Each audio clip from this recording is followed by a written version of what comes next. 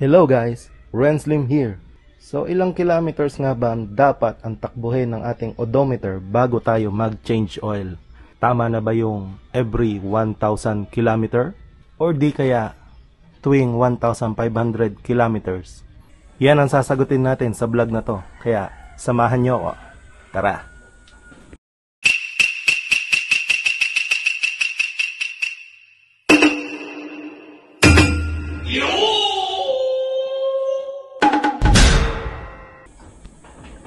Okay, so na-prepare na natin si dahon para sa ating change oil. Napalamig na rin natin yung kanyang makina. And siguro matagal-tagal na rin, kaya nahahawakan ko na siya.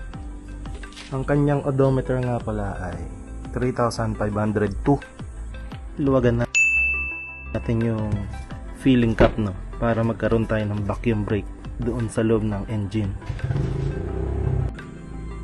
Next naman is i-drain na natin yung langis. So in advance na i-prepare ko na yung mga lalagyan. So magsimula na tayong mag-drain ng lumang langis natin.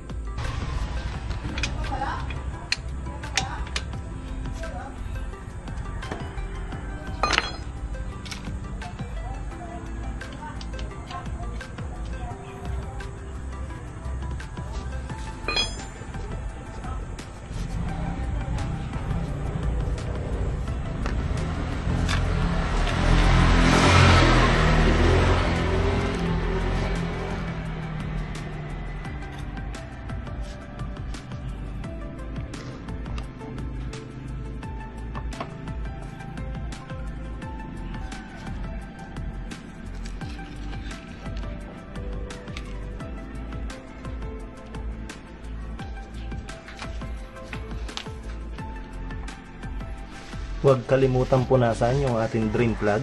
Nandito yung kanyang lock washer, Kasi may possible na mag-leak yan kapag naiwala nyo itong lock washer. Ito yan.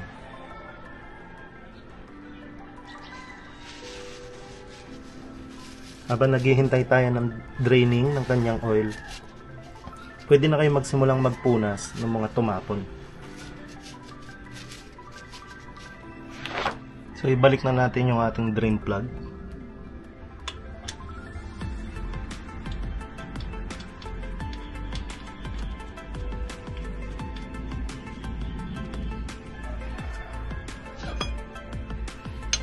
And of course, huwag niyong kakalimutang higpitan. So tamang torque lang sa paghigpit. Huwag masyado dahil baka malustre. Kailan nga ba tayo dapat mag-change oil? Every 1,000 ba? O every 1,500 kilometers? Ang sagot ko dyan, wala sa nabanggit. Ako, nag-change oil ako every 750 kilometers. Hindi ba masyadong magastos yon? Well, technically, oo. Dahil sa presyo ng mga langis ngayon, nagre-range siya around 200 hanggang 450 per liter, Pero mas gusto ko nang gumastos ng ganong halaga kaysa naman umabot sa magpa-overhaul ako ng makina. So again, kung daily partner nyo tong mga unit nyo, walang dahilan para tipirin natin sila, Especially kung ginagamit nyo sila sa negosyo. And ako, katulad ko, hobby ko yung pagmumotor. So, inaalagaan ko talaga sila. Every 750 kilometers, hindi na masama. So, di baling gumastos ako sa langis, na halagang 300, kaysa naman magpa-overhaul ako na gagastos ako ng 10,000 or 15,000. Yun pa rin ang gamit natin langis. Shell Advance AX7 10W40. So, 800 ml na para sakto kay dahon. So, salin natin yung langis.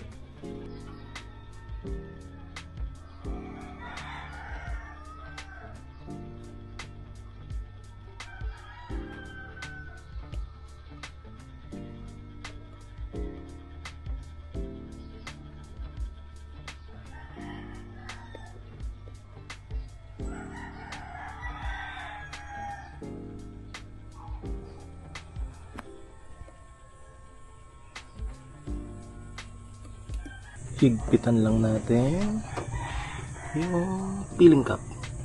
So okay, hand tight lang. So wag na wag niyong titipirin yung inyong mga motor, no? Especially sa langis. Mas magandang mas maaga tayo nagpapalit para maiwasan din natin yung sludge build up dito sa engine, no? So yung konting halaga is wag nating pang hinayangan compared sa magpapabiyak tayo ng makina. So sana nakatulong sa inyo tong video natin na ito, no? And hopefully hindi kayo isa sa mga kailangang magpabiyak ng makina dahil medyo mahal. At sana tumagal ang inyong mga partner itong ating mga motor. At kung katulad kitang mahilig sa motor, pues nasa tamang channel ka. And malaking bagay po kung magsusubscribe kayo sa aking channel. Hanggang sa susunod na vlog, salamat!